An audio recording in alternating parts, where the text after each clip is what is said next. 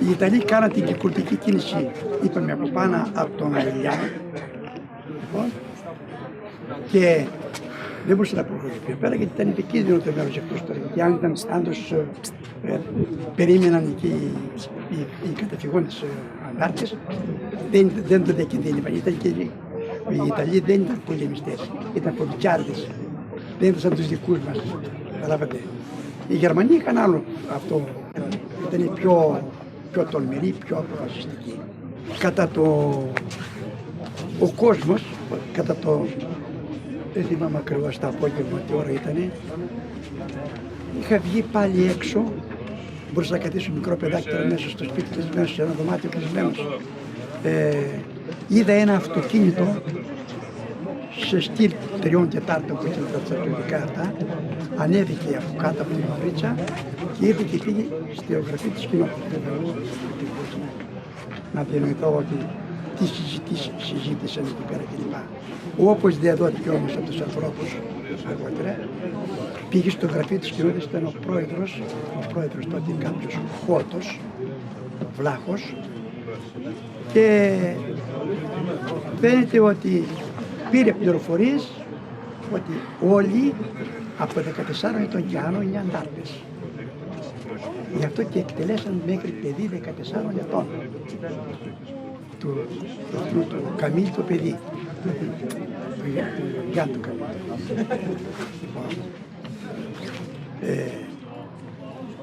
Και εμείς ήμασταν μέσα κλεισμένοι και ο κόσμος άρχισε ήταν ενοχλισμένος. Οι άλλοι που ήταν κάτω στα αμπέλια με τα πρόβατα και με άλλα με τα ζώα, δεν πήραν είδηση ότι άμα γυρίσουν στο χωριό θα τους πιάσουν και θα εκτελεστούν. Και θυμάμαι που τα έλεγε αυτό ο πατέρας μου, πιο πρώτα εξελεύθερη της μάνας μου, δούλευαν κάτω στα αμπέλια, σκάβανε ή κλαδεύανε και πήγαν στον πατέρα μου και λέει, άντε ρε παρά τα τέλη και πάμε στο χωριό. Δεν θα πάμε στο χωριό. Το χωριό απόψε θα καταστραφεί. Λοιπόν, και τους πρότεινε να μην φύγουν. Δεν άκουσαν αυτοί. Μόλις θα πάνε στη θέση του Λεύκα, εκεί στον δρόμο, εκεί είχε περιπλώσει η Ιταλική πάλαγγα από τη γέφυρα πέρα του τράπου που λέμε εμείς μέχρι τη Μαυρίτσα. Όσοι έρχονταν από κάτω τους πιάνανε. Όσοι τολμούσαν να φύγουν από το χωριό προς τα κάτω, πάλι και αυτούς τους παρακατούσαν. Λοιπόν, και όπως μου έλεγε κάποιος, ο πατέρας μου πάνω μου έλεγε, γιατί το είδε αυτό το πράγμα,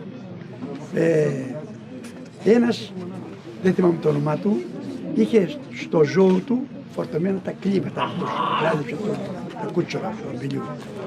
Λοιπόν, και όταν έθεσε πάνω στο Λεύκα εκεί, τον πιάσανε δηλαδή, τον ανέβασαν πάνω στο αυτοκίνητο και το ζώο του καημένο ανέβηκε την άλλη φορά επάνω.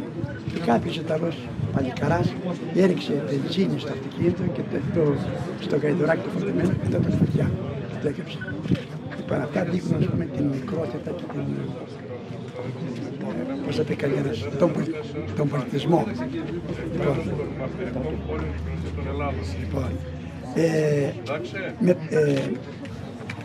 Πολλοί άνθρωποι πιάστηκαν εκεί στον δρόμο του Λεύκα και εκτελέστηκαν σε δικαίωμα. Κοντά στον τράφο, το βραδάκι, 4 άτομα φέραν τα πρόβατα για να δώσουν χόρτο εκεί πέρα. Τους πιάσανε καλή και τους εκτελέσαν και στη στροφή. Από τη γέφυρα, πέρα τα 100 μέτρα πιο προς το μέρος του χωριού.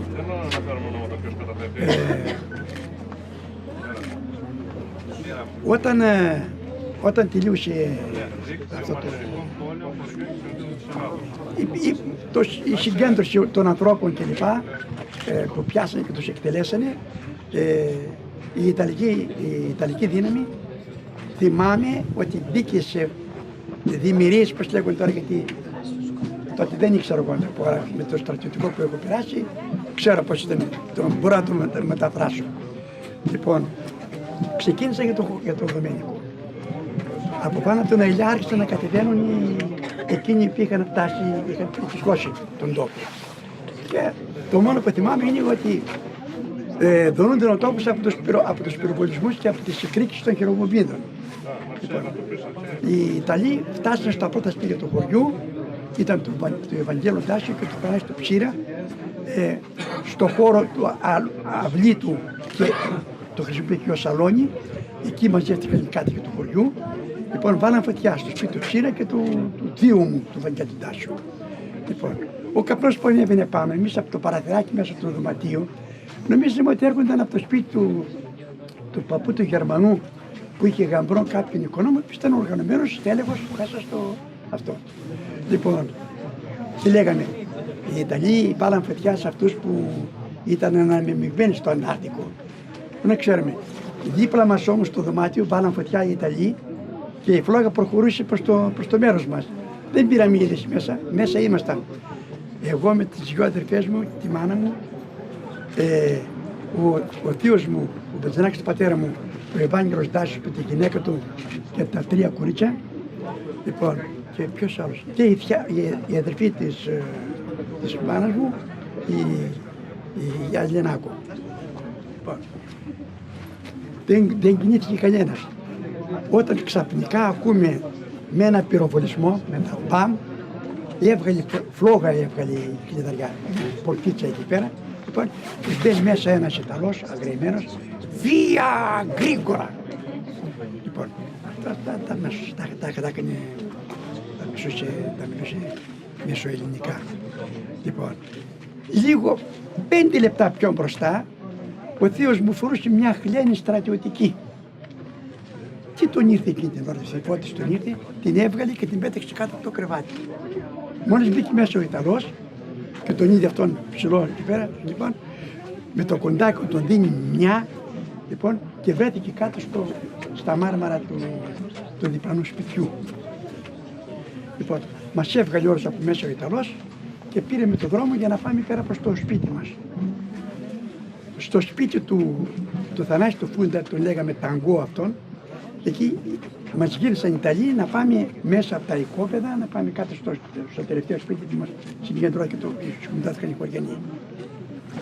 Και εκεί είδα ακριβώς τους Ιταλούς να ρίχνουν, να ψυχάζουν με μια σκόνη τα τείχη και το πάτωμα των δωματίων και βάλαν μέσα αυτό δέματα από πουρνάρια και βάλαν φωτιά.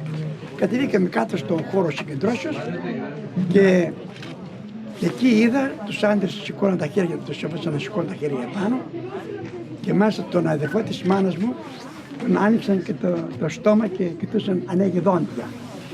Λοιπόν, κάποιος παππούς πάνω από 80 ετών αυτός, έτσι ο κανένας δεν έχει κανένας διορίσει εδώ μπροστά. Αυτόν τον εκτέλεσαν πάνω από 85 ετών. Λοιπόν, τον παππού, τον αδερφό της μάνας μου δεν τον σκοτώσανε επειδή έδειχνε γέροντας και ήταν παππού της.